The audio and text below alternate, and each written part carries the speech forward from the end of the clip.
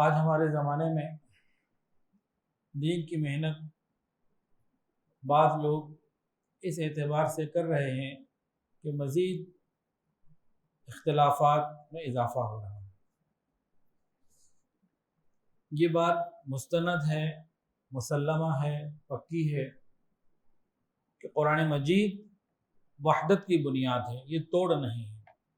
قرآن مجید وحدت کی بنیاد ہے، جوڑ ہے، یہ سب کو جوڑتا ہے۔ تو الحمدللہ ہمارے پاس قرآن مجید موجود ہے جو سب کو جوڑنے والی چیز ہے۔ دوسری وحدت کی بنیاد کیا ہے؟ امت کے اندر دوسری وحدت کی بنیاد بھی قرآن مجید ہے، لیکن چلتا پھرتا قرآن مجید۔ کیا مطلب؟ جناب رسول اللہ صلی اللہ علیہ وآلہ وسلم کی ذات کے ساتھ تعلق، وابستگی۔ تو ایک قرآن نہیں، ہم دو قرآن والے ہیں۔ ایک قرآن صامت ہے جسے ہم پڑھتے ہیں، ہمارے سامنے کتاب میں لکھا ہوا موجود ہے، اور ایک قرآن ناطق، بولتا چلتا پھرتا مکمل مجسم، نور مجسم۔ ایک قرآن مجید وہ ہے، یعنی نبی علیہ السلام کی ذات۔ تو قرآن مجید کے ساتھ وابستگی اور نبی علیہ السلام کی مبارک ذات کے ساتھ وابستگی، یہ وحدت اور جوڑ کی بنیاد ہے۔ پھر آج کیا وجہ ہے کہ دین کی محنت یا دین کے نام پہ محنت کرنے والے بعض لوگ قرآن اور حدیث کی بات لے کے نکلتے ہیں، نبی کی بات لے کے نکلتے ہیں اور خرابیوں کا ذریعہ بنتے ہیں؟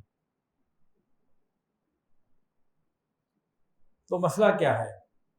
یہ تو نہیں ہو سکتا کہ کوئی خدا نخواستہ یوں کہے کہ اللہ اور اس کے رسول قرآن اور حدیث کے اندر، نبی کی زندگی کے اندر وحدانیت نہیں ہے۔ کوئی یہ تو نہیں کہہ سکتا کہ قرآن مجید وحدت کی علامت نہیں ہے۔ کوئی یہ نہیں کہہ سکتا کہ نبی علیہ السلام کی ذات سے وابستگی وحدت کی بنیاد نہیں ہے۔ یہ تو نہیں ہو سکتا۔ تو یہ تو دونوں مستند ہیں، مسئلہ کہیں اور ہے، اس پہ انشاءاللہ تعالیٰ آج گفتگو ہوگی۔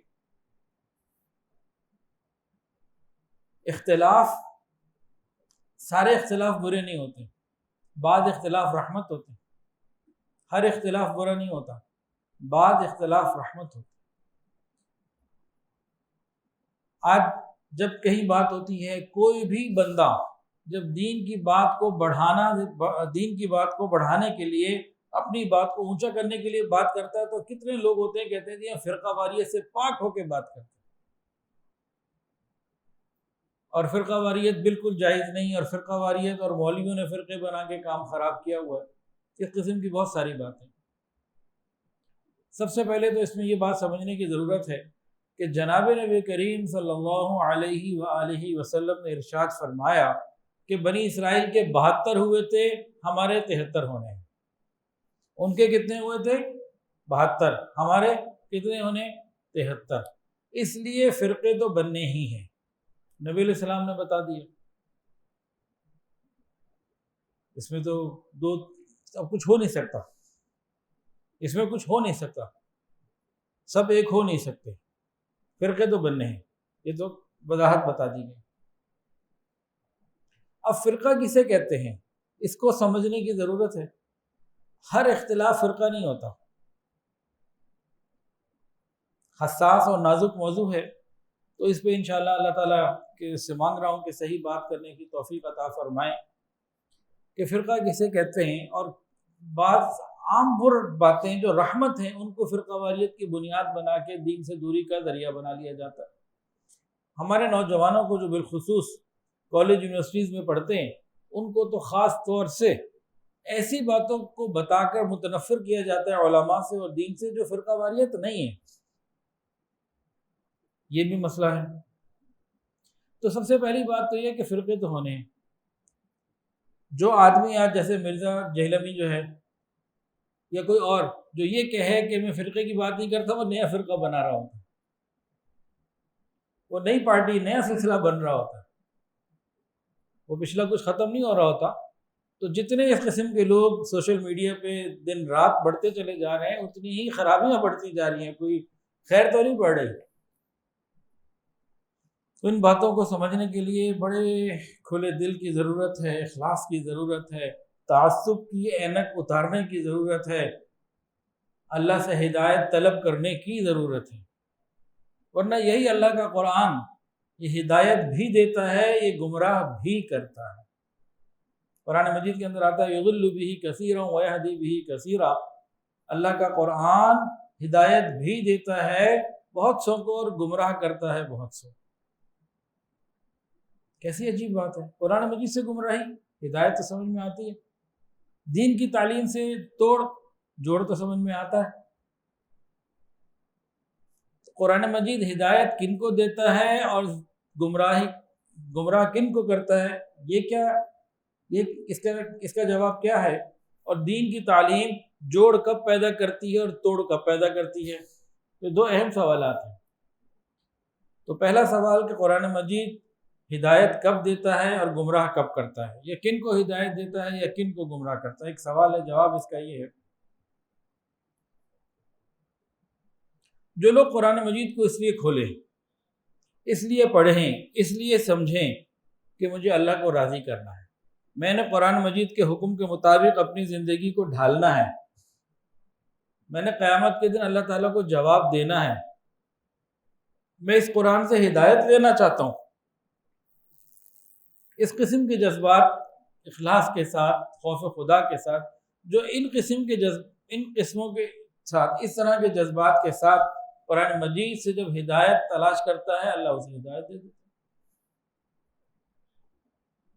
گمراہ کن کو کرتا ہے؟ گمراہ ان کو کرتا ہے جو اپنے دل دماغ میں یا اپنے مفاد کے حساب سے بہت ساری چیزوں کو پہلے سے سیٹ کیے ہوئے ہوتے ہیں، ان کے اندر سب کچھ پہلے سے فیڈ ہوتا ہے، اس کے مطابق قرآن مجید کو ڈھالنے کی کوشش کرتے ہیں، اپنے مفاد یا اپنی رائے یا اپنے دماغ میں بیٹھے ہوئے تصورات، نظریات کو قرآن مجید سے ثابت کرنے کی کوشش کرتے ہیں، قرآن مجید کو اپنا تابع بناتے ہیں، خود قرآن کے پیچھے نہیں چلتے۔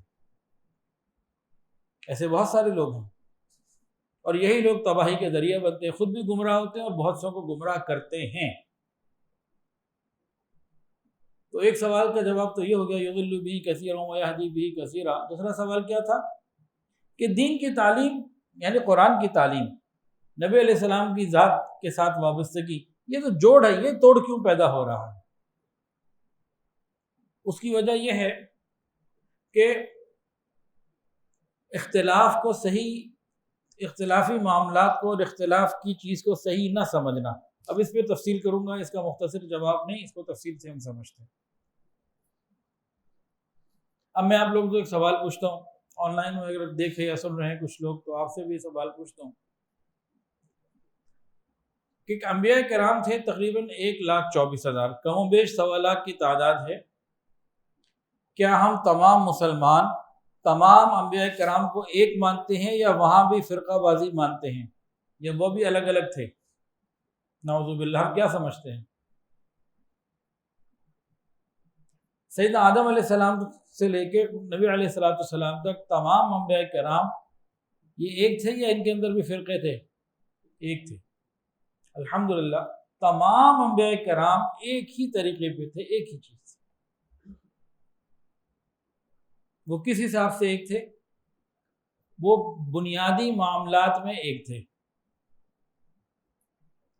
اور انبیاء کرام کے اندر عبادات کا فرق تھا، ان کی کتابوں کے مزاج میں فرق ہے۔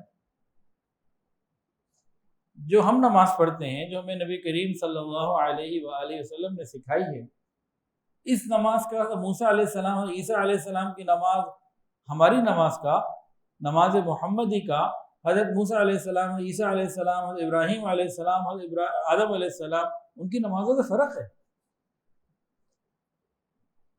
ہم زکوٰۃ ادا کرتے ہیں، ہمارے زکوٰۃ دینے کے طریقے کا اور بنی اسرائیل کے زکوٰۃ دینے کے طریقے کا الگ ہے۔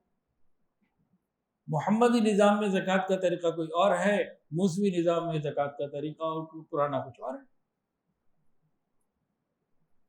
تو فرق تو یہاں بھی آ گیا۔ تو گویا ہم ان فرق کے باوجود انہیں ایک مانتے ہیں۔ کیوں؟ کیونکہ ہم بہت بلند ہو کے سوچتے ہیں، اپنے معاملے میں ہم چھوٹا ہو کے سوچتے ہیں، ہمیں بات دکھانے والے دکھاتے ہی ایسا ہے۔ ہم وہاں بلند ہو کے سوچتے ہیں، چھوٹی چیزوں کو نیچے کر دیتے ہیں، بڑی چیزوں کو اوپر رکھتے ہیں، تو اس لیے مسئلہ حل ہو جاتا ہے۔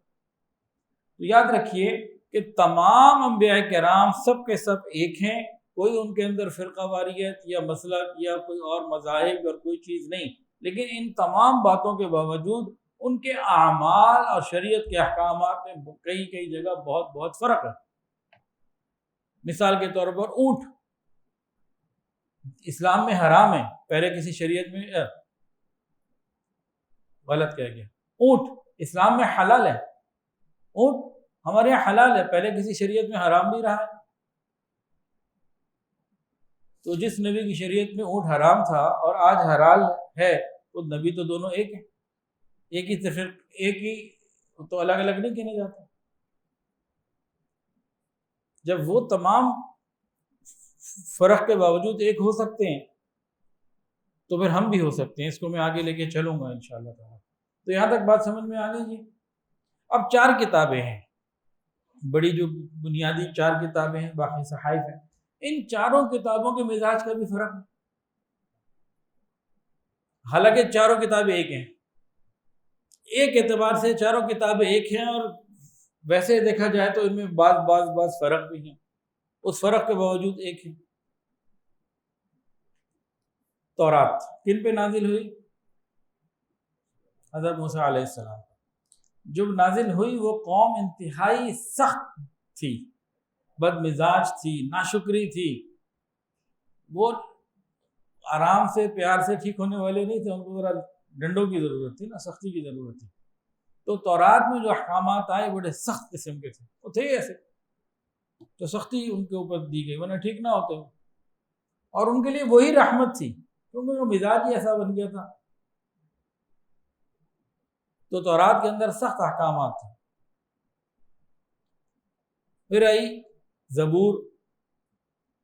زبور کب آئی؟ کن پر آئی؟ حضرت داؤد علیہ السلام۔ کون ہے؟ نبی ہیں اور بادشاہ بھی ہیں، اور ان کے بیٹے سلیمان علیہ السلام تو ان سے بھی بڑی بادشاہت تھی۔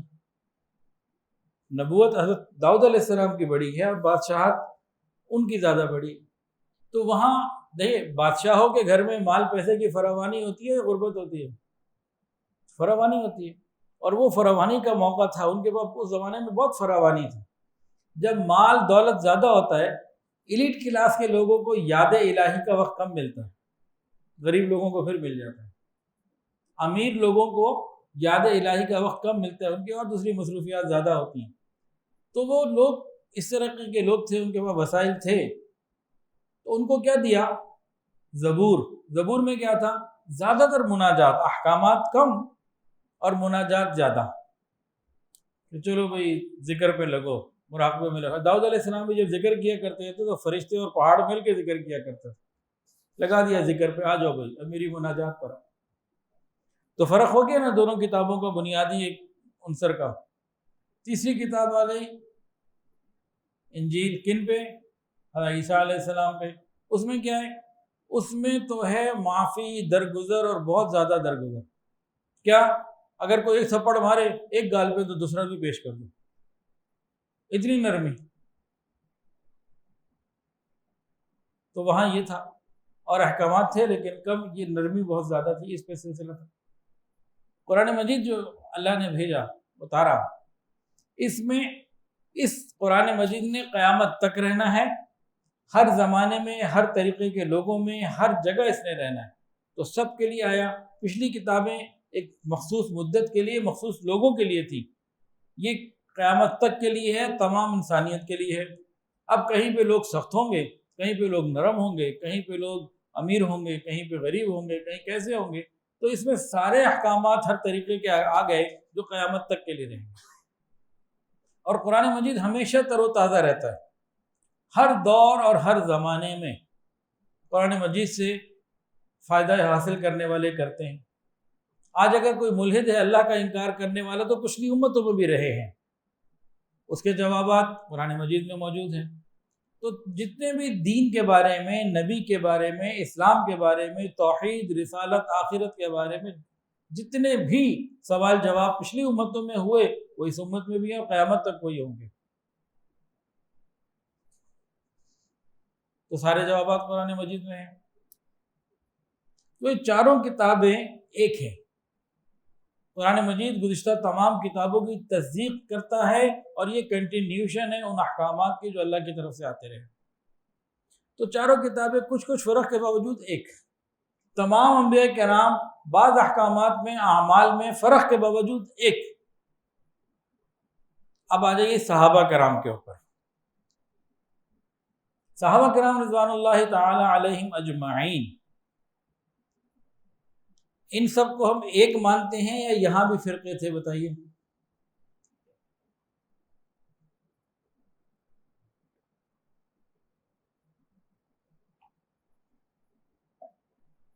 صحابہ کرام رضوان اللہ تعالی علیہم اجمعین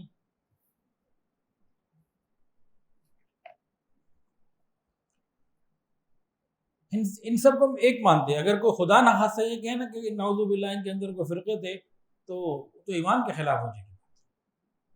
سب ایک تھے کس اعتبار سے؟ انبیاء کرام ایک تھے کس اعتبار سے؟ بس یہ سمجھنا، اسی طرح ہم بھی نیچے آئیں گے آہستہ آہستہ۔ تو صحابہ کرام رضوان اللہ تعالی علیہم اجمعین میں آپس میں کئی اختلافات کے باوجود وہ ایک ہیں۔ ان کو الگ الگ فرقہ، الگ الگ مسلک نہیں کہیں گے، ایک تھے سارے، لیکن آپس میں بنیادی طور پر کئی فرق تھے، جن کا میں ابھی جو ہے نا وہ عرض کرتا ہوں کہ کیا کیا وہ فرق تھے۔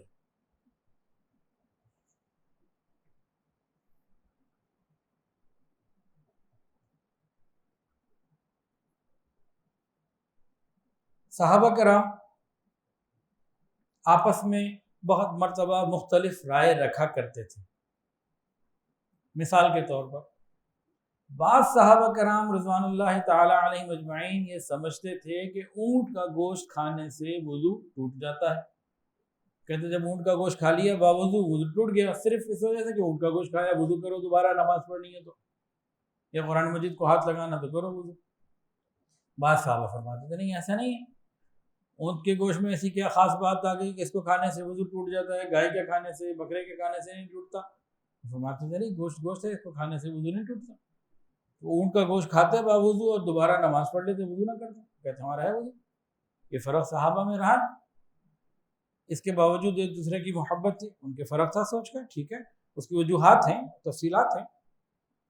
اس کے علاوہ نبی علیہ السلام کی زندگی میں کتنی مرتبہ صحابہ کرام نے آپس میں اپنی رائے کو، اجتہاد کو کسی موقع پہ جو انہیں ضرورت پڑی کرنے کی، آپ کے سامنے پیش کیا۔ آپ نے کبھی تو فرمایا کہ ایسے کر لیتے، یہ ٹھیک نہیں ہے، اور کبھی یہ فرمایا کہ تم نے ٹھیک سمجھا، تو دونوں طریقوں سے رہا۔ یہاں تک کہ ایسا بھی ہوا کہ دو لوگوں نے الگ الگ بات کہی، آپ نے دونوں کو قبول کر لیا۔ ایک مسئلے میں دو رائے آئیں اور دونوں کو آپ نے قبول کیا۔ وجہ کیا تھی؟ کہ وہ جب مسئلے پہ غور و فکر کرتے تھے عمل کرنے کے لیے، تو اپنی انتہائی فہم، دانش، عقل، بصیرت وہ استعمال کر کے اللہ تعالیٰ کی رضا کے لیے، اللہ کے حبیب کی محبت میں ڈوب کر انتہائی اخلاص کے ساتھ کیا کرتے تھے۔ ایک مرتبہ غزوہ احزاب کے بعد نبی علیہ السلام کو اللہ نے حکم دیا بنی قریظہ کی طرف رخ کرنا ہے۔ نبی علیہ السلام نے صحابہ کرام کو حکم فرما دیا کہ بھئی چلو بھئی، لا یصلین احدکم العصر الا فی بنی قریظہ او کما قال علیہ السلام۔ انتہائی تاکید کے ساتھ حکم دیا کہ ہرگز تم نے نماز نہیں پڑھنی عصر کی مگر یہ کہ بنی قریظہ پہنچ کے، بالکل نہیں پڑھی، بالکل سخت الفاظ ہیں، تاکید کے ساتھ، عام الفاظ نہیں ہیں۔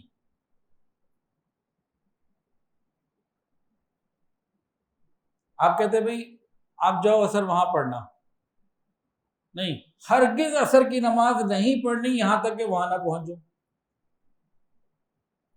بھرپور تاکید جتنی ہو سکتی تھی کر کے بھیجا۔ اب کیا ہوا؟ صحابہ کرام روانہ ہو گئے اسی ارادے کے ساتھ، دونوں سب لوگ اسی ارادے کے ساتھ روانہ ہو کہ ہم نے عصر کی نماز بنی قریظہ پہ پہنچ کے پڑھنی ہے۔ اب چلے تو کوئی 100 کی ٹولی، کوئی 1500 کے قریب صحابہ کرام سے، غالباً کوئی 100 کی ٹولی ہوگی، کوئی 50 کی ہوگی، کوئی 200 کی ہوگی، کم و بیش یہ چلتے رہے۔ اتنے میں عصر کا وقت تنگ ہونے لگا، سورج غروب ہونے کے قریب آ گیا۔ بڑی کوشش کی کہ کسی طرح بنی قریظہ پہنچ جائیں، لیکن سورج اپنی چال چل رہا تھا، وہ نہیں رک رہا تھا، ادھر وقت تنگ ہو رہا تھا۔ جب وقت تنگ ہو گیا تو اب صحابہ کرام نے آپس میں مشورہ کیا، کیا کریں؟ مشورہ کس بات پہ کیا؟ کبھی عصر کی نماز پڑھ لیں یا بنی قریظہ پہنچ کے پڑھیں۔ نبی کریم صلی اللہ علیہ وآلہ وسلم کے ظاہری الفاظ تو یہ ہیں کہ عصر وہیں پڑھنی ہے، کیا کریں؟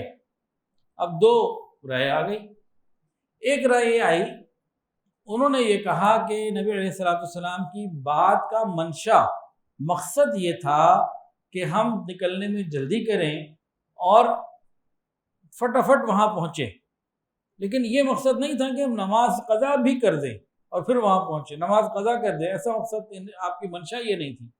منشا میں تھا کہ جلدی کرو، بس نکلو، تو ہم یہاں پہ نماز پڑھ لیتے ہیں اور پھر پہنچ جاتے ہیں۔ ان لوگوں نے نماز پڑھ لی۔ ایک دوسرا بھی صحابہ کرام کی رائے تھی، انہوں نے کہا یہ عصر مغرب کیا ہوتا ہے، ہم تو نماز کو نہیں جانتے تھے، ہم تو اللہ ہی کو نہیں جانتے تھے۔ نبی علیہ السلام نے کہا عصر کے وقت پڑھو تو ہم پڑھتے، مغرب کے وقت پڑھو تو ہم پڑھتے، ابھی ہمیں کیا پتا عصر کیا مغرب کیا، ہم نے تو سادہ یہ سننا ہے کہ عصر وہاں پہنچ کے پڑھنی ہے، قضا ہوتی ہے ہو، ہمیں تو اللہ کے نبی کا حکم پورا کرنا ہے، ہم نہیں جانتے کہ عصر کا وقت کیا ہے اور مغرب کا وقت کیا ہے۔ ان لوگوں نے کیا کیا، نبی علیہ السلام کے الفاظ کے جو ظاہری الفاظ سے ان کو لیا اور کہا بس جو آقا نے کہہ دیا بات ختم، ہم نے تو وہیں جا کے نماز پڑھنی۔ انہوں نے عصر قضا کر دی اور وہاں جا کے عصر کی نماز پڑھی، پھر مغرب پڑھی۔ اچھا جی چلو، اب بات ایک ہے، مسئلوں میں کتنا فرق، یہ وہ فرق نہیں کہ ہاتھ یہاں باندھنے ہیں کہ یہاں باندھنے ہیں، آمین آہستہ بولنی ہے کہ اونچی بولنی ہے، یہ والا فرق تو نہیں ہے، تو چھوٹا فرق ہے نا، نماز ہی قضا کر دی، ایک نے پڑھی ہی نہیں۔ اب ان کو کیا کہیں گے؟ جنہوں نے پڑھی انہوں نے فیصلہ کیا عاقلانہ، اپنی عقل کو، اپنے اجتہاد کو سامنے رکھا، عقل کو اجتہاد کیا اور عاقلانہ فیصلہ کیا۔ دوسروں نے کیا کیا؟ انہوں نے عاشقانہ اور والہانہ فیصلہ کیا۔ تو ایک فیصلہ عاقلانہ ہے، ایک عاشقانہ ہے، دو فیصلے ہو گئے، ایک نے نماز قضا کر دی، ایک نے پڑھ لی، دونوں الگ الگ اعمال۔ اب یہ مسئلہ جناب نبی کریم صلی اللہ علیہ وآلہ وسلم کی خدمت میں پہنچا، یا رسول اللہ ہم کیا کریں؟ نبی علیہ السلام نے جنہوں نے نماز پڑھ لی تھی ان کو فرمایا لقد اصبتم، تم نے ٹھیک کیا۔ جنہوں نے نماز نہیں پڑھی تھی ان کو فرمایا لقد اصبتم، تم نے ٹھیک کیا۔ دونوں کو آپ نے فرمایا کہ تم نے ٹھیک کیا، حالانکہ کتنا بڑا فرق، اتنا بڑا فرق۔ تو نبی علیہ السلام نے دونوں کو، کہ امت نے قیامت تک رہنا ہے، یہ فقہا کے لیے ان چیزوں سے بہت سے پھر مسائل کھلے اور آسانیاں ہوئیں۔ اس کو کہتے ہیں فہم شریعت، یہ شریعت کا فہم ہے، یہ فقہ کا مضمون ہے۔ اب ہم آگے بڑھنے سے پہلے ایک بات اور کرتے ہیں،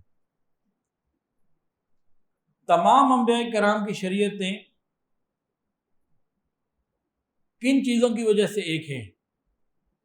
وہ کون سی 5 بنیادی باتیں ہیں؟ نمبر 1 توحید، نمبر 2 رسالت، نمبر 3 عقیدہ آخرت، نمبر 4 مرنے کے بعد زندہ ہونا۔ ان چاروں میں انبیاء کرام ایک، صحابہ کرام ایک اور ہم بھی سب ایک۔ 5ویں چیز کیا جس پہ ہم سب ایک ہیں؟ وہ اپنی جگہ ایک، صحابہ اپنی جگہ ایک، ہم اپنی جگہ ایک، اپنے اپنے اعتبار سے۔ 5ویں چیز کیا ہے؟ شریعت پر عمل کرنا۔ 5ویں چیز کیا ہے؟ شریعت پر عمل کرنا۔ اب میں دوبارہ یہ دہرا دیتا ہوں، یہ اہم بات ہے، یاد رکھنے سے تعلق رکھتی ہے کہ ہم لوگ جب دین کی بات کرتے ہیں اور یہ بات کرتے ہیں کہ ہم ایک ہیں تو کن بنیادوں پہ کرتے ہیں؟ صحابہ کرام آپس میں فرق کے باوجود ایک ہیں، کن بنیادوں پر؟ توحید، رسالت، آخرت، مرنے کے بعد زندہ ہونا اور شریعت پر عمل کرنا، بس یہ 5 باتیں ہیں۔ اب صحابہ کرام کا ایک فرق تو آپ کو بتا دیا کہ کتنا بڑا فرق تھا، لیکن اس کے باوجود نبی علیہ الصلوۃ والسلام نے دونوں کو قبول کر دیا کہ یہ فرق ان پانچویں چیز میں ہے، اس کی تفصیل بھی آگے آتی ہے۔ اچھا، نبی کریم صلی اللہ علیہ وآلہ وسلم کون ہے؟ افصح العرب، عرب کے اندر سب سے زیادہ فصیح اور بلیغ اور سب سے بہترین، کائنات میں آپ سے زیادہ فصیح و بلیغ کوئی نہیں۔ نبی علیہ الصلوۃ والسلام کا علم اولین اور آخرین کا جو علم اللہ نے اپنے حبیب کو عطا کیا کسی اور کو عطا نہیں کیا۔ نبی علیہ الصلوۃ والسلام نے اللہ کو بھی دیکھا، جنت جہنم کو بھی دیکھا، جتنا علم اللہ نے آپ کو عطا کیا کسی اور کو عطا نہیں کیا، اور آخری نبی بنا کے بھیجا، اور پھر نبی علیہ السلام کی زبان سے نکلے ہوئے ہر حرف پر خدائی پہرا بھی موجود۔ وَمَا يَنطِقُ عَنِ الْهَوَىٰ إِنْ هُوَ إِلَّا وَحْيٌ يُوحَىٰ، آپ کی زبان مبارک سے جو حرف نکلتا ہے وہ وحی ہوتا ہے، اللہ تعالیٰ کا پہرا ہے اس کے اوپر، حفاظت کا، وہاں سے غلط بات نکل ہی نہیں سکتی۔ اور نبی علیہ السلام ان باتوں کو جانتے بھی ہیں، ایسا نہیں ہے کہ آپ کو علم نہیں ہے۔ بعض دفعہ ایک آدمی کی بزرگی عظمت ہوتی ہے لیکن اس کو جانتا نہیں، پہچانتا نہیں اپنے مقام کو، یا ذمہ داری کا احساس پورا نہیں ہوتا کئی مرتبہ کسی کو، تو نبی علیہ السلام کو ہر بات کا احساس بھی کامل اور اکمل ہے۔ اب ایک صاحب آئے، بدو تھے، یہ ساری بات سنانے کے بعد تمہید باندھی ہے کہ نبی علیہ السلام کون ہے، کن سے پوچھا گیا اور آپ نے کیا جواب دیا، اور وہ جواب جو ہے آپ نے بہت پوری فہم کے ساتھ دیا، بھولے سے غلطی سے نہیں دیا۔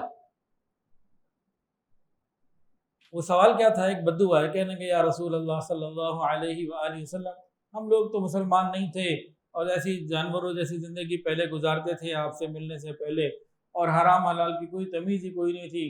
ہمارے ہاں ریگستان میں جوہڑ ہوتے ہیں، پانی آ جاتا ہے بارش کا، پھر جب تک چلتا ہے اس میں جانور بھی پیتے ہیں، پتہ نہیں حرام حلال کیا کیا اس میں ہوتا ہے۔ تو پہلے تو پرواہ نہیں تھی، اب جب کلمہ پڑھ لیا، آپ کا مبارک چہرے کو دیکھ لیا، اب جو ہے حرام حلال کی اور پاکی ناپاکی کی فکر لگ گئی ہے۔ تو اب بتائیے کہ یہ پاک ہے یا نہیں؟ یہ جو جوہڑ میں پانی ہوتا ہے اس کا کیا حکم ہے؟ یہ پاک ہے کہ نہیں؟ اب ہم نے وضو کرنا ہے تو پاک پانی چاہیے، تو ہم کیا کریں؟ اس کے بارے میں حکم ارشاد فرما دیجیے۔ کن سے پوچھا جا رہا ہے؟ جنہیں مکمل احساس ذمہ داری ہے اور بہترین علم ہے، اور یہ بھی پتہ ہے کہ میری زبان سے نکلا ہوا ہر حرف قانون بن جاتا ہے، عام حرف بھی نہیں۔ تو نبی علیہ الصلوۃ والسلام افصح العرب نے فرمایا الماء الکثیر لا ینجس، کہ کثیر پانی نجس، الماء الکثیر لا ینجس، او کما قال علیہ الصلوۃ والسلام، کہ کثیر پانی، زیادہ پانی ناپاک نہیں ہوتا، نجس نہیں ہوتا۔ آپ نے بات فرما دی، انہوں نے سمجھا اور بات ختم ہوگی، چلے گا۔ صحابہ نے سنا، اب سب صحابہ نے اپنے اپنے طور پہ جس نے سنا ہوگا، جہاں عمل کرنے کا موقع آیا عمل کیا ہوگا، چلتا رہا۔ اب صحابہ کرام کا زمانہ تو ختم ہو رہا ہے، اب فقہا کا زمانہ آ رہا ہے، اب انہوں نے لکھنا شروع کیا، احکامات، شریعت کے احکامات کو مدون کرنا شروع کیا، ترتیب کتابوں میں آنی شروع ہو گئی۔ تو اب اس حدیث کو جب سامنے رکھا جو مستند حدیث ہے الماء الکثیر لا ینجس، کہ کثیر پانی نجس نہیں ہوتا، تو سوال یہ پیدا ہوا کہ ماء کثیر کیا ہے؟ کثیر پانی کسے کہتے ہیں؟ زیادہ پانی کسے کہتے ہیں؟ جی آپ زیادہ پانی کس کو کہتے ہیں؟ چلیں پانی کو ہم چھوڑتے ہیں، ابھی ادھر آتے ہیں۔ ایک آدمی کی، اب سب جہاں بیٹھے نا، ہم سب کی ماہانہ انکم میں فرق ہے، برابر ہو ہی نہیں سکتی، اللہ نے رکھا ہی نہیں برابر کسی سے۔ اب میں آپ سے پوچھتا ہوں زیادہ کمائی ماہانہ کتنی ہو تو آپ زیادہ کمائی اسے کہیں گے؟ 1 لاکھ کو زیادہ کہیں گے آپ کس کو زیادہ کہیں گے؟ اچھا، شہر میں 1 لاکھ زیادہ ہے اور دیہات میں 50,000 زیادہ ہے۔ اچھا جی آپ بتائیں جی، شہر میں زیادہ کسے کہتے ہیں؟ اچھا جی 2 لاکھ ہو تو زیادہ ہے، 1.5 لاکھ ہو تو زیادہ ہے، آپ کسے کہتے ہیں؟ نہیں، آپ شہر میں رہتے ہیں نا، تو جہاں زیادہ کیا ہوگی آپ بتا دیتے ہیں۔ 2 4 5 لاکھ زیادہ ہو گئی۔ اب یہی بیٹھے بیٹھے سب کے زیادہ کا فرق آ گیا، ایک نے کہا 50,000 زیادہ ہے، ایک نے کہا لاکھ زیادہ ہے، وہ کہتے ہیں 5 لاکھ بھی کم ہے۔ ایسے بھی ہے نا، مجھ سے پوچھے میں کہوں گا 10 لاکھ بھی کم ہے، 1 لاکھ بھی زیادہ نہیں ہے۔ سب کی اپنی اپنی ہے. میں ہو سکتا ہے 10,000 روپये کم زیادہ ہے. ہر آدمی کی اپنی اپنی ایک ترتیب ہے. ابھی ہم پرسوں گئے ہوئے تھے ملتان، ایک صاحب کے گھر میں 6 ایکڑ کے اوپر گھر ہے ان کا، اور 3 ایکڑ سے زیادہ کورڈ ایریا ہے، اور جو ملازمین کی وہاں تعداد ہے وہی بلا مبالغہ 25-30 تو ہوں گے، زیادہ ہی ہوں گے. اب ان کے لیے ₹1,00,000 مہینہ زیادہ ہوگا. ایسے بھی لوگ ہیں جن کا صرف گاڑی کے پیٹرول کا خرچہ ₹2,00,000 مہینے کا ہے. اب ہر آدمی کا زیادہ مختلف ہے اس کے اعتبار سے. تو یہ سمجھانے کے لیے ایک میں نے نا پریکٹس کی. اب سوال یہ پیدا ہوا کہ ماء کثیر کیا ہے، زیادہ پانی کیا ہے؟ یہ جواب نبی علیہ السلام نے دیا. یہ جب سب بات ایسی ہے کہ اس میں کئی پہلو نکالے جا سکتے ہیں اور نکلتے ہیں، اور نبی علیہ السلام کو معلوم تھا کہ اس کے کئی مطلب نکل سکتے ہیں. یہ ایسا جملہ ہے ہی نہیں جس کو بالکل باؤنڈ کر دیا جائے، بالکل اس میں حدود کی حد بندی تو رکھی نہیں آپ نے، تو ایک ایسی بات کی. اب جب لکھنے کا موقع آیا کہ ماء کثیر کتنا زیادہ ہے، تو قلم تھا امام مالک رحمۃ اللہ علیہ کے ہاتھ میں. انتہائی اخلاص، انتہائی عقل، انتہائی تدبر، انتہائی دانش اور فہم، اور انتہائی اللہ کی رضا کے لیے اللہ سے ڈرتے ہوئے اللہ کی محبت میں ڈوب کر انہوں نے ایک فیصلہ کیا. کیا فیصلہ کیا؟ مدینہ میں رہتے تھے، وہاں پانی کے چند کنویں سے پانی کی تنگی تھی. تو مدینہ طیبہ میں پانی کے بڑے بڑے مٹکے ہوتے تھے، کچھ چھوٹے بھی ہوتے ہوں گے. تو جو وہاں بڑے مٹکے ہوتے ہیں ان کا 2 بڑے مٹکے پانی ماء کثیر ہے. یہ امام مالک رحمۃ اللہ علیہ نے ماء کثیر کی ڈیفینیشن بیان کر دی. اللہ کی رضا کے لیے اخلاص کے ساتھ اپنا پورا تدبر، فہم، علم لگا کر لکھ دیا. اب امام اعظم امام ابو حنیفہ رحمۃ اللہ علیہ، ان کے پاس بھی یہی حدیث آئی رسول اللہ صلی اللہ علیہ وآلہ وسلم کی، الماء الکثیر لا ینجس، کثیر پانی ناپاک نہیں ہوتا، نجس نہیں ہوتا. انہوں نے بھی جس طرح امام مالک رحمۃ اللہ علیہ نے پورے اخلاص، فہم، دانش، محبت، اللہ سے ڈرتے ہوئے اس ساری کیفیات کے ساتھ جب انہوں نے اس مسئلے کا حل لکھا کہ ماء کثیر کیا ہوتا ہے، تو انہوں نے اپنے ذہن سے کیا لیا؟ وہ رہتے تھے کوفہ میں، بغداد اور جناب ادھر سے دجلہ بہ رہا ہے، ادھر سے عراق میں رہتے تھے، ادھر سے ایک دریا بہ دجلہ اور فرات بہ رہے ہیں، پانی پانی پانی کی کمی کوئی نہیں. اب وہاں 2 مٹکے پانی کی تو کوئی حیثیت ہی نہیں ہے، اتنا پانی ہے، اتنا پانی ہے، 2 مٹکے تو وضو میں کوئی بہا دے نعوذ باللہ، تو پانی تو ادھر ہے ہی بے حساب. تو انہوں نے پھر بات جو ہے نا وہ یہ نہیں لکھی، انہوں نے پھر بات کیا لکھی کہ اتنا بڑا تالاب ہو کہ ایک طرف کا پانی اگر ہلایا جائے تو دوسرے والا اینڈ نہ ہلے. تالاب اتنا بڑا ہو کہ یہاں کوئی وضو کے لیے ہاتھ ڈالے، کوئی ہاتھ سے پانی نکالے، پانی ہلے گا، تو دوسرے کونے کا نہ سامنے والے کا نہ ہلے. یہ انہوں نے لکھ دیا. اس کو پھر بعد میں اس کی حد بندی کر دی گئی کہ اتنے فٹ لمبا، اتنے فٹ چوڑا. جامع شرفیہ میں جا کے دیکھ سکتے ہیں، پہلے مسجدوں میں ہوتا تھا، نیلا گنبد میں بھی ہے. تو اس اتنے بڑے تالاب بنائے جاتے تھے. اب حدیث 1، تعبیرات 2، دونوں ٹھیک ہیں، اور کوئی تیسری بھی ممکن ہو سکتی تھی، دونوں ٹھیک ہیں. اب اس کو یہ نہیں کہہ سکتے کہ نعوذ باللہ کو فرقے نہ. اب یہ کیا چیز ہے؟ اس پر ہم آتے. نبی علیہ السلام نے کیا فرمایا تھا، جو بالکل شروع میں حدیث سنائی تھی کہ بنی اسرائیل کے 72 ہوئے، اس امت کے 73 ہوں گے. پھر صحابہ کرام ڈرے، پوچھا یا رسول اللہ ان میں سے نجات پانے والا کون ہوگا؟ یہ ہمارے ذہن میں بھی سوال پیدا ہوتا ہے نا، ان میں سے نجات پانے والا کون ہوگا؟ بھئی میں جس طریقے پہ چل رہا ہوں نجات پانے والا ہوں کہ نہیں؟ خوف پیدا ہوتا ہے، خیال پیدا ہوتا ہے. تو اس کو نبی علیہ السلام نے کیا فرمایا؟ پھر وہی نبی علیہ السلام ہیں جن کے پاس علم سب سے زیادہ، ذمہ داری کا احساس سب سے زیادہ بہترین، اور آپ کی زبان سے نکلنے والا حرف قانون پوری ذمہ داری کے ساتھ آپ نے ارشاد فرمایا ما انا علیہ واصحابی، جو میرے اور میرے صحابہ کرام کے رستے پہ ہوگا. جو میرے اور میرے صحابہ کرام کے رستے پہ ہوگا. اتنی گنجائش، 1.25 صحابہ، آپ نے تو بند نہیں کر دیا. اتنا وسیع جواب دیا، اتنی وسعت ہے اس جواب کے اندر، اتنی وسعت ہے اس جواب کے اندر. رحمت ہی رحمت ہے. تو یہ والا اختلاف رحمت ہے. یہ زحمت بنا کے پیش کیا جا رہا ہے میڈیا پہ، یہ رحمت ہے. شرط کیا لگائی؟ اس شرط سے باہر نکل نہیں سکتے. وہ اس شرط سے باہر نکلے گا تو جوتے پڑ سکتے ہیں.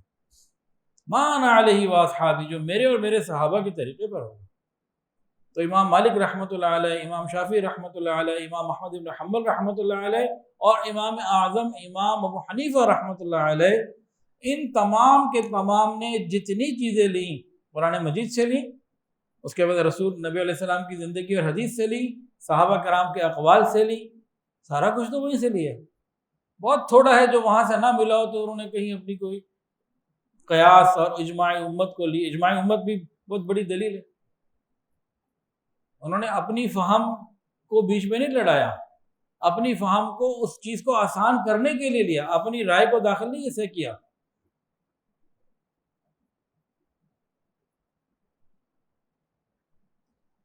اس کی اور کئی مثالیں انشاءاللہ تعالی ابھی آئیں گی. کبھی کسی فقیہ نے کھڑے ہو کے یہ نہیں کہا، امام اعظم نے یہ کہا کہ خبردار فلانے کی بات نہیں ماننی، یا امام شافعی نے یہ کہا کہ امام احمد کی بات نہیں ماننی. ایسا کبھی نہیں ہوا. اپنی رائے رکھی اور اس کے ساتھ دلیل دے دی کہ اس وجہ سے.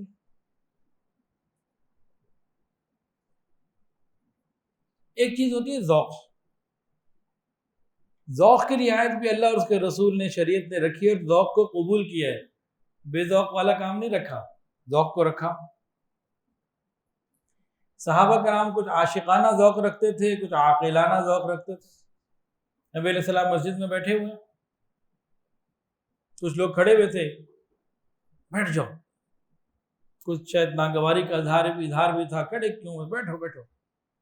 آپ نے ذرا جب کہا نا تو باہر سے ایک صحابی آ رہے، عبداللہ ابن مسعود رضی اللہ عنہ، وہیں بیٹھ گئے. وہ اتنی کامن سینس رکھتے تھے کہ مجھے نہیں کہا جا رہا، سامنے والوں کو کہا جا رہا ہے. لیکن کیا تھا کہ نبی کا حکم آیا، بس بیٹھ جاؤ بیٹھ جاؤ. یہ عاشقانہ ذوق ہے. صحابہ کرام کے اندر عجیب عجیب ذوق کے لوگ تھے. ارے کسی کے اندر جہاد کا ذوق، بس دل کرتا ہے میدان جہاد میں ہی رہیں، خالد بن ولید رضی اللہ تعالیٰ عنہ جیسے. کسی کے اندر حدیث کے سنانے کا، دین پڑھنے پڑھانے کا ذوق، ابو ہریرہ رضی اللہ تعالیٰ عنہ جیسے. تو مختلف لوگوں میں مختلف ذوق. اسی طرح ان میں تاجر بھی تھے، اسی طرح ان کے اندر جو ہے فقیہ بھی تھے، اسی طرح ان کے اندر سخی بھی تھے. تو مختلف لوگوں کے مختلف ذوق تھے. کیا کبھی آپ نے سنا کہ خالد بن ولید رضی اللہ تعالی عنہ نے حضرت ابو ہریرہ پہ ٹونٹ کیا ہو، جہاد نہیں کرتا؟ کیا حضرت نعوذ باللہ حضرت ابو ہریرہ رضی اللہ عنہ نے ایسی کوئی بات کی، دیکھو خالد بن ولید کو یہ مسجد میں بیٹھ کے دین پڑھتے پڑھاتے نہیں ہیں؟ ایسا ہوا کبھی؟ جن کا جو ذوق ہے صرف لگے ہوئے، جو فرائض واجبات وہ سب پورے کر رہے ہیں، باقی اپنے اپنے ذوق کے مطابق. بعض لوگ کہیں آگے ہیں. حضرت ابو ہریرہ پہ تو کسی نے کبھی اعتراض نہیں کیا، انہوں نے تو شہر فتح نہیں کیے. حضرت اکرمہ نے تو کیے، سعد بن وقاص، ابی وقاص نے بھی کیے، انہوں نے کیوں نہیں کیے؟ سب اپنے اپنے ذوق کے ساتھ چلتے رہے. اور بعض ایسے بھی تھے جن کا جو جامع تھے، سارے کام انہوں نے کیے. تو اس طریقے سے نبی علیہ الصلوۃ والسلام نے بھی ذوق کی ایک آپ کو مثال، دو مثالیں دے دیتا ہوں. ایک مرتبہ نبی علیہ السلام بیٹھے ہیں، صحابہ کرام بیٹھے ہیں، کوئی چیز کھانے کی لائی گئی، دسترخوان لگا ہوگا، کیا ہوگا، آپ کے سامنے وہ جو کھانا آیا، آپ نے دیکھا، پوچھا کیا ہے، آپ نے فرمایا نہیں میں یہ نہیں کھاتا. آپ نے وہ نہیں کھایا. صحابہ نے پوچھا کیا حرام ہے؟ کہ نہیں نہیں نہیں حرام نہیں ہے، میری طبیعت ادھر متوجہ نہیں ہوتی، غالباً گو تھی کیا. آپ نے فرمایا میں نہیں کھاتا. صحابہ نے پوچھا حرام ہے کیا؟ نہیں نہیں حرام نہیں ہے، میں نہیں، اس کو میرا دل نہیں کرتا. تو ان صحابہ کرام نے نبی علیہ السلام کے سامنے پھر اس کو کھایا. نبی علیہ السلام نے ان کو فرمایا آپ لوگ کھائیں, میں نہیں کھا رہا, آپ لوگ کھائیں. یہ ذوق کی بات تھی. فرض اور حرام, وہ صحابہ نے پہلے پوچھ لیا حرام حلال کا مسئلہ تو نہیں, نہیں حلال تو ہے, کھا لو تم, میں نہیں کھاتا. تو ان چیزوں کو قبول کیا گیا, ان کی گنجائش دی گئی, کیونکہ یہ آگے کی چیزیں ہیں. قرآن مجید کے اندر ایک آیت ہے وَلَا تَشْتَرُوا بِآيَاتِي ثَمَنًا قَلِيلًا. قرآن مجید کی ایک آیت کا حصہ ہے یہ, سورہ بقرہ میں آیت نمبر 44 کا, وَلَا تَشْتَرُوا بِآيَاتِي ثَمَنًا قَلِيلًا. یہود کے بارے میں یہ آیت ہے کہ وہ لوگ ہیں جو اللہ کے احکام, آیات, قرآن کو, تورات کو, مطلب دین کو چند سکوں کے بدلے بیچ دیتے ہیں. یہ تو تھی کہ دین کے بارے میں جیسے کوئی آج کوئی مفتی صاحب بغیر کہنے کے پیسے دے کے مرضی کا فتویٰ دے دیں, یا کوئی صاحب پیسے لے کے غلط بات دین کے بارے میں بولتے ہیں, جیسے آج کل سوشل میڈیا پہ بہت ہے. دین کے واضح حرام کاموں کو بھی کئی لوگ ہیں جو غلط بول دیتے ہیں, کہ غلط کو صحیح اور صحیح کو غلط بول دیتے ہیں. تو یہ تو وہاں کے لیے آیت ہے بیسیکلی. لیکن قرون اولیٰ کا اتنا تقوی, تعلق مع اللہ, دین کے لیے مر مٹنے کا, جان مال وقت لگانے کا جذبہ اتنا غالب تھا, ان حضرات نے یہ کہا کہ دین کی تعلیم کے لیے اجرت لینا جائز نہیں. جو قرآن پڑھا رہا ہے, دین کی تعلیم دے رہا ہے, اس کے لیے اجرت لینی جائز نہیں ہے. کہ یہ وَلَا تَشْتَرُوا بِآيَاتِي ثَمَنًا قَلِيلًا میں آ سکتا ہے. تو انہوں نے منع کر دیا. ان کا تقوی اس حساب سے انہوں نے ٹھیک فیصلہ کیا.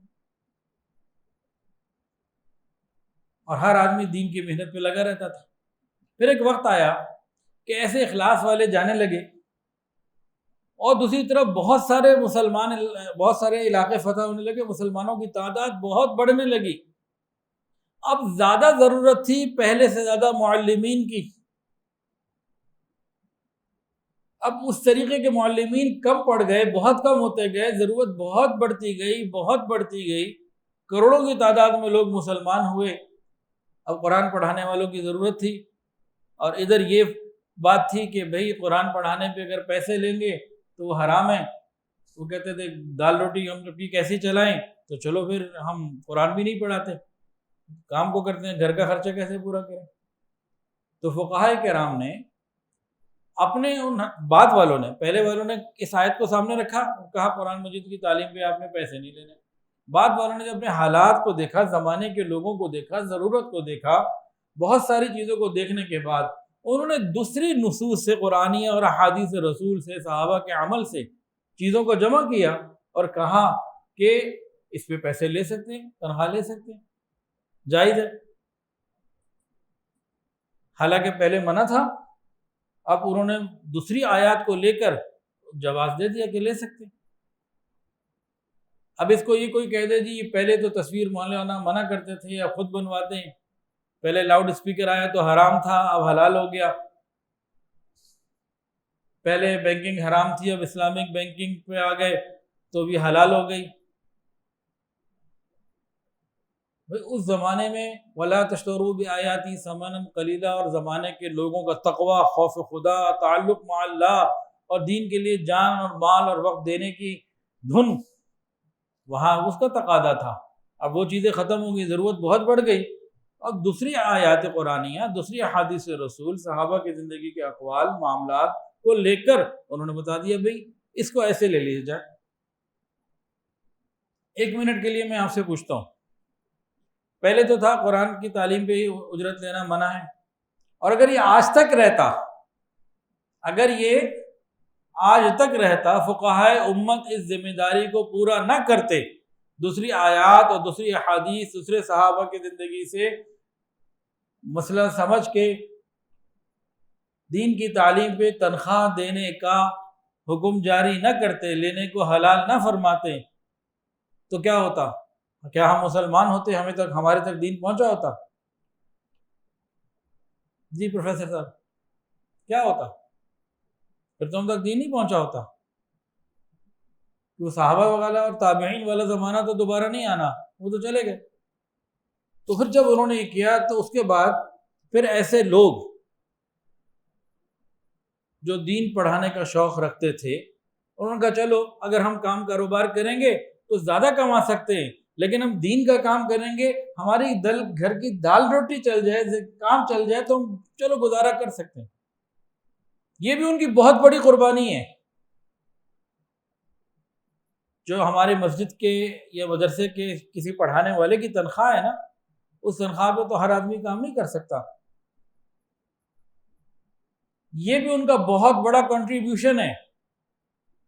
قرون اولیٰ کا اپنے اعتبار سے تھا، ان کا اپنے اعتبار سے ہے، لیکن ضرورت کے حساب سے بات تھی، زمانے کے حساب سے بات تھی، تو اس کو کوئی بھی غلط نہیں کہہ سکتا کہ علماء نے غلط بات نکال دی۔ تو ان باتوں کو وسعت کو ہمیں قبول کرنا ہوگا اور سمجھنا ہوگا۔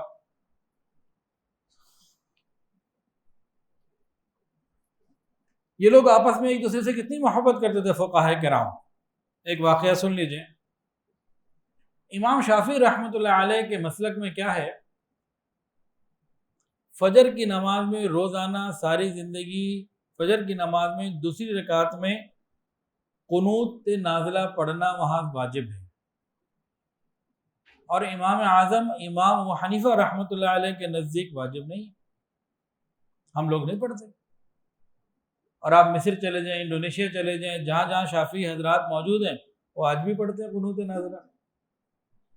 تو امام شافعی رحمۃ اللہ علیہ کی تحقیق پورے علم اخلاص للہیت کے ساتھ، پوری فہم و تدبر کے ساتھ یہ تھی کہ یہ پڑھنا ضروری ہے۔ امام حنیفہ رحمۃ اللہ علیہ کی پورے اخلاص کے ساتھ کہ نہیں، اور دونوں کے پاس اپنے اپنے دلائل ہیں، اور دونوں کے پاس پیچھے صحابہ موجود ہیں، ما انا علیہ و اصحابی میں یہ بھی آتے ہیں وہ بھی آتے ہیں۔ اب کیا ہوا، امام شافعی رحمۃ اللہ علیہ ایک مرتبہ بغداد آئے اور ایک مسجد میں انہوں نے فجر کی نماز پڑھانی تھی۔ وہ مسجد عظیم تاریخی مسجد ہے بغداد میں، وہ مسجد تعمیر کروائی تھی حضرت عمر فاروق رضی اللہ تعالی عنہ نے، اور حضرت عبداللہ بن مسعود رضی اللہ عنہ جیسے جلیل القدر صحابی نے وہاں درس قرآن و حدیث دیا۔ ان کے بعد ان کے شاگرد رشید حضرت علقمہ نے دیا، ان کے بعد ابراہیم نخعی نے دیا، ان کے بعد حماد امام حنیفہ کے استاد تھے انہوں نے دیا، اور ان کے بعد امام اعظم امام حنیفہ رحمہم اللہ علیہ مجمعین، اللہ ان سب پر رحمت فرمائے، یہ تمام لوگ یہاں درس دیتے رہے۔ ایک بڑی تاریخی مسجد تھی۔ امام شافعی رحمۃ اللہ علیہ جب بغداد آئے تو اس تاریخی مسجد میں ان کو نماز پڑھانے کے لیے درخواست کی گئی، لوگ تو ہجوم تھا۔ آج آ جائے نا امام کعبہ بادشاہی مسجد تو داخل ہونے کی جگہ نہیں ملتی مسجد میں۔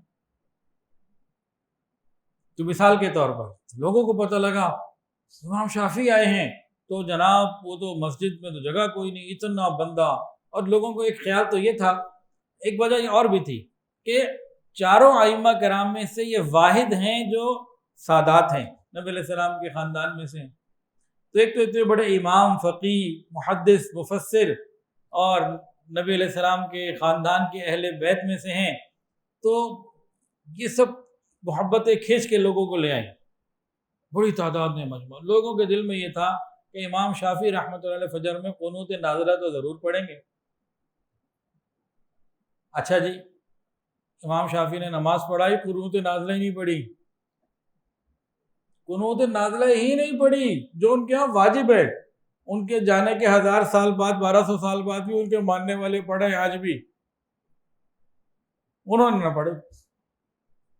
لوگ حیران کہ اس کے بغیر تو آپ کے نزدیک نماز مکمل نہیں ہوتی، یہ آج آپ نے کیا کیا؟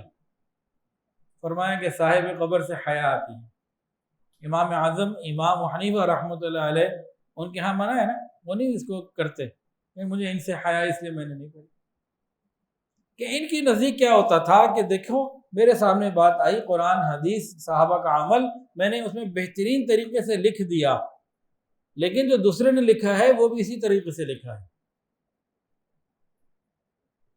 اب رفع دین کرنا اور نہ کرنا دونوں حدیث سے ثابت ہے۔ امام احمد بن حنبل رحمۃ اللہ علیہ رفع دین کرنے کو سنت قرار دیتے ہیں، اولا قرار دیتے ہیں۔ امام حنیفہ رحمۃ اللہ علیہ رفع دین نہ کرنے کو افضل قرار دیتے ہیں، اولا قرار دیتے ہیں۔ حرام حلال کا مسئلہ ان کے اندر بھی نہیں ہے دونوں میں، وہ کہتے ہیں یہ زیادہ بہتر ہے، کہتے ہیں وہ زیادہ بہتر ہے، اور دونوں کے پاس کیا ہے؟ ما انا علیہ و اصحابی کی سند ہے۔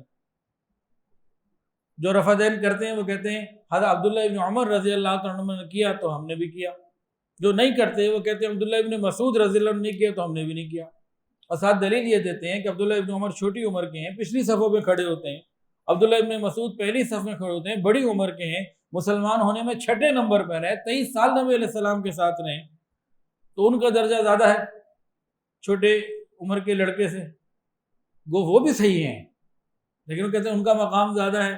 پھر ناسخ و منسوخ، اول اور بعد، اور لمبی تفصیلیں، فقہی باتیں، لیکن دونوں کے پاس ما انا علیہ و اصحابی ہے، جو نبی علیہ السلام نے نجات بتائی۔ پوچھا گیا نا کتنے فرقے ہوں گے، انہیں آپ نے جب بتایا تو پوچھا بچے گا کون؟ ما انا علیہ و اصحابی، جو میرے اور میرے صحابہ کرام کے طریقے پر ہوگا۔ اب جی بات کو مکمل کرتے ہیں، مکمل کرنے کے لیے اب ہم کیا کریں؟ اس میں بہت ساری باتیں، اگلی اتوار کو بھی اس کو ہم آگے لے کے چلیں گے، اور صحابہ کرام کے درمیان بعض اختلافات کو بیان کر کے ان کی محبت کے واقعات کو بتانا ہے، اور اللہ کرے یہ مزاج میرا بھی بنے، ہم سب کا بنے، کہ اختلاف کے رائے کے باوجود دوسرے کی جو عزت ہے وہ ہم کرتے رہیں۔ یہ جو 4 امام ہیں نا، امام اعظم امام ابو حنیفہ رحمۃ اللہ علیہ، انہوں نے صحابہ کا زمانہ پایا، زمانہ پایا، خود تابعی ہیں۔ امام شافعی رحمۃ اللہ علیہ ان کے انتقال کے بعد پیدا ہوتے ہیں، انتقال کے بھی 100-150 سال بعد پیدا ہوتے ہیں۔ امام بخاری رحمۃ اللہ کا اپنا بہت بڑا مقام ہے، تو یہ سب سے بڑے امام یہ ہیں، باقی ان کے بعد ہیں امام ابو حنیفہ رحمۃ اللہ علیہ نمبر 1 ہیں، ان کے بعد امام شافعی رحمۃ اللہ علیہ، امام احمد بن حنبل رحمۃ اللہ علیہ، امام مالک رحمۃ اللہ علیہ، یہ 3، یہ چاروں کے چاروں یہ ایک ہے، یہ چاروں کے چاروں ایک ہیں، یہ الگ الگ نہیں، یہ فرقہ نہیں ہے، یہ چاروں کے چاروں ایک ہیں۔ کیسے ایک ہیں؟ جیسے انبیاء کرام، حضرت ابراہیم علیہ السلام کی نماز، حضرت موسیٰ علیہ السلام کی نماز، نبی علیہ السلام کی نماز میں فرق ہے، لیکن وہ ایک ہیں۔ زکوٰۃ امت محمدی اور امت موسوی فرق ہے، لیکن ایک ہیں۔ اس طرح روزوں کا بھی فرق ہوگا، اور بھی کئی چیزوں کا فرق اعمال میں۔ اونٹ اس امت میں حلال ہے، پچھلی کی امت میں حرام تھا، اس کے باوجود ایک ہیں۔ تو یہ چاروں کے چاروں، یہ چاروں ایک ہیں، یہ الگ الگ نہیں ہیں، یہ چاروں کے چاروں ایک ہیں۔ اس کی بنیاد کیا ہے؟ جو صحابہ میں، انبیاء میں اور نیچے ان کے ایک ہونے کی بنیاد کیا ہے؟ وہ 5 باتیں جو شروع میں بتائی تھی، دوبارہ عرض کرتا ہوں۔ توحید، ان چاروں میں توحید میں کوئی فرق نہیں، انبیاء میں، صحابہ میں بھی توحید میں کوئی فرق نہیں۔ اللہ وحدہ لا شریک ہے، اللہ تعالیٰ کی ذات اور صفات میں کوئی شریک نہیں۔ توحید کی تمام ضروریات کو سامنے رکھتے ہوئے توحید میں سب، تو اس لیے یہ ایک ہو گئے۔ رسالت میں تمام انبیاء کرام ایک ہیں، صحابہ کرام ایک ہیں، یہ چاروں بھی ایک ہیں۔ وہ کیا ہے جو اس کی ضروریات ہیں؟ کہ تمام انبیاء کرام پر ایمان لانا، نبی علیہ السلام پر ایمان لانا کہ ہمارے نبی بھی ہیں، آخری نبی بھی ہیں، اور آپ کے بعد کوئی نبی نہیں آئے گا، اگر کوئی دعویٰ کرے گا تو جھوٹا ہے۔ تو یہ چاروں اس پہ بھی ایک ہے، تو یہ ایک ہو گئے، الگ الگ نہیں ہے۔ تیسری چیز کیا بتائی تھی؟ توحید رسالت اور آخرت۔ عقیدہ آخرت میں تمام انبیاء کرام، تمام صحابہ اور یہ چاروں ائمہ ایک ہیں کہ مرنے کے بعد زندہ ہونے اللہ کو جواب دینا۔ اور چوتھی چیز مکارم اخلاق، وہ بھی ایک ہے۔ مکارم اخلاق قرآن مجید اگر آپ کھول کے دیکھیں تو وہاں پہ کیا ہے؟ حضرت لقمان علیہ السلام کے مکارم اخلاق کا ذکر ہے، جو ہزاروں سال پہلے چلے جا گئے ہیں، وہ ان کے زمانے کے مکارم اور آج کے مکارم ایک ہی ہیں۔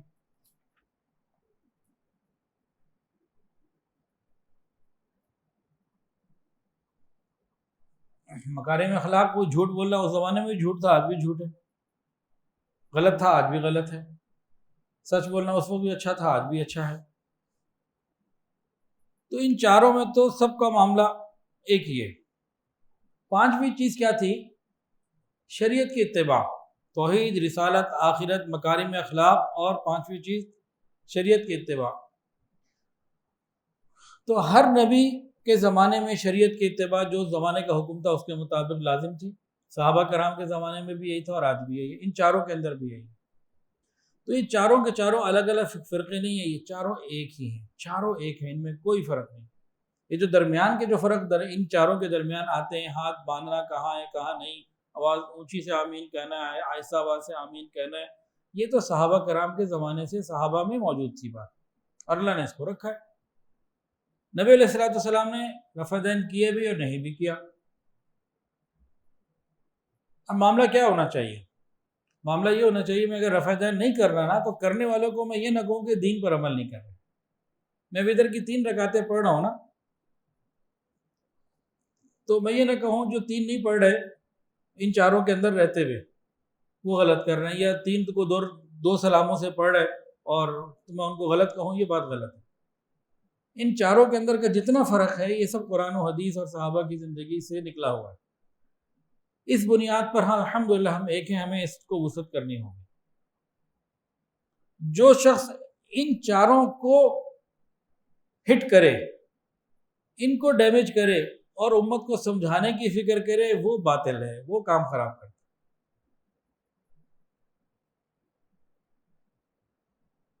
یہ چاروں ایک ہے قیامت تک، اور جنت میں بھی انشاءاللہ تعالیٰ یہ ہوں گے، ان کے ماننے والے بھی ہوں گے انشاءاللہ. اب جو ہمیں ان 4 سے باہر لے جانے کی کوشش کرتے نا، وہ خطرے والا کام. ما انا علیہ واصحابی کے اندر الحمدللہ یہ چاروں موجود ہیں. ہو سکتا ہے کوئی اور بھی پہلے کبھی رہا ہو یا کبھی کوئی ہو، وہ امام مہدی آئیں گے، اس بات دور کی باتیں ہیں. آسان بات ان چاروں کے اندر اگر ہمیں تو الحمدللہ ہم اہل سنت والجماعت ہیں. اور علماء کے بغیر دین کے اوپر عمل کرنا یہ ناممکن. باطل کی پہچان کیا ہے؟ باطل مرد ہو یا عورت، کسی بھی رنگ سے آئے، کسی بھی انداز سے آئے، ان تمام میں ایک بات کامن ہوتی ہے، وہ علماء کرام کو ضرور برا بھلا کہیں گے. وہ ضرور ہمیں علماء کرام سے دور کرنے کی پوری کوشش کریں گے. کوئی اچھے انداز سے، کوئی بھونڈے انداز سے، کوئی بالکل کھل کے، کوئی اور شوگر کوٹڈ کر کے. جو ہمیں علماء کرام سے دور کرے بس وہ باطل ہے. کیونکہ جب علماء سے دور کر دیا اس کے بعد تو جدھر مرضی لے جاؤ.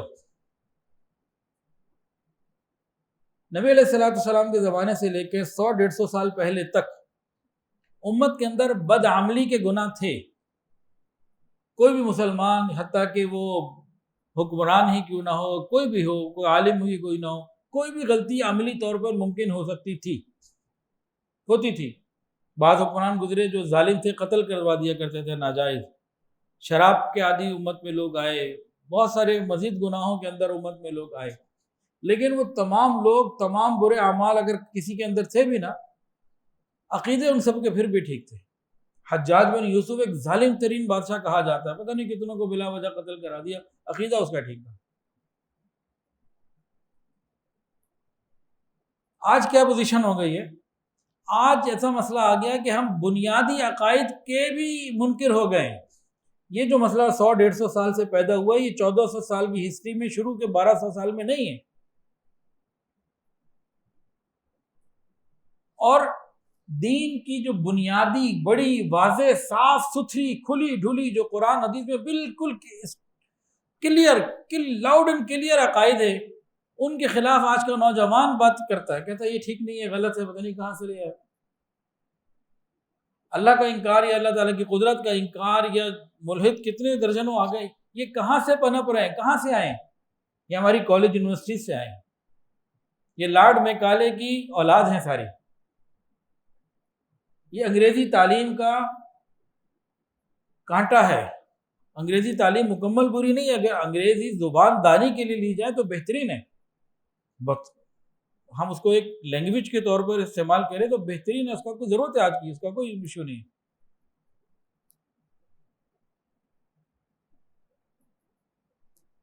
تو یہ سارے کا سارا کام کہاں سے پیدا ہو رہا ہے؟ کالج یونیورسٹی سے پیدا ہو رہا ہے کہ وہاں ایسے پروفیسر، ایسے لوگ باقاعدہ بھیجے گئے جنہوں نے ہماری نسلوں کی ذہن سازی کر دی ہے کہ خدا کے لیے علماء سے دور ہو جاؤ. سارے فساد کی جڑ یہ ہے. نسل کو علماء سے گمراہ کر دیا. اور ہمارا نوجوان کیوں گمراہ ہوا؟ وہاں اسے آسانی ملی، لڑکیوں سے دوستیاں بھی ملی، میوزک بھی ملا، ہر طریقے کی کھلی آزادی ملی، اور ساتھ ہر چیز کو انہوں نے حلال بھی قرار دے دیا. وہ نوجوانی کے نشے میں ادھر چلے گئے. حدیث سن لیجئے. حدیث کے اندر آتا ہے حیا اور ایمان دونوں ساتھی ہیں. حیا اور ایمان دونوں ساتھی ہیں. ایک چلا جائے تو دوسرا خود بخود چلا جاتا ہے. تو پہلے جب وہاں کھلے ماحول میں نوجوان کی حیا نکال دی گئی تو ایمان نے تو جانا ہی تھا. نبی علیہ السلام کی بات تو غلط نہیں ہو سکتی نا. حیا اور ایمان فرمائے دونوں ساتھی ہیں. جب ایک جاتا ہے تو دوسرا خود چلا جاتا ہے. خدا نخواستہ کسی کا ایمان چلا جائے تو حیا پیچھے پیچھے چلی جائے گی. خدا نخواستہ کسی کی حیا چلی جائے تو ایمان پیچھے پیچھے چلا جائے گا. تو بے حیائی میوزک اور ان چیزوں میں ڈال کے حیا کو نکالا گیا، پیچھے سے پھر ایمان بھی کھینچ لیا.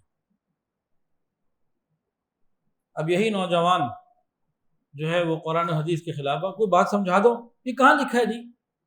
ہم نے تو نہیں پڑھا. بھائی آپ نے قرآن کو سمجھا ہے؟ کہاں لکھا ہے جی؟ یہ تو کہیں نہیں لکھا.